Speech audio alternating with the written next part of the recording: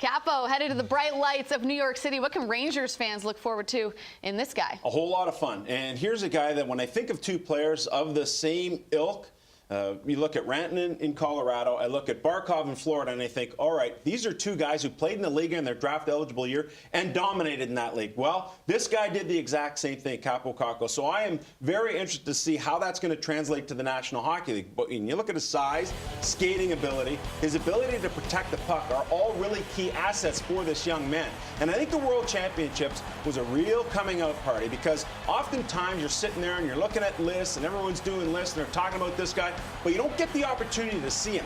Well, people had the opportunity to see him at the Worlds, and he, without a doubt, played spectacularly there, and that what's brought him onto the radar for everyone to say, oh yeah, this guy fits in with the Laine's and the Rantanens and the Barkovs. I was at the Worlds, and he was the talk of the tournament. And what was so impressive about him, and you're right, like how are these immensely talented younger players, how will it translate? Like, will it take a little bit, a year or two, for them to figure out how to play in the NHL, how to apply those skills at the NHL level against NHL defenders? And what he showed at the Worlds and what he showed all year long playing in Finland La Liga, where you're playing against men, is that physically he doesn't need to grow. He will, but he doesn't need to. He doesn't need to get any stronger. He doesn't need to get much faster. He can already use his frame just as it is to play the kind of offensive hockey he wants. And the other part is, he's going to a good spot. The Rangers are a young team. Yeah, they're turning it over, and he's going to get to play with good players in good offensive situations. He will be an impact offensive player right away.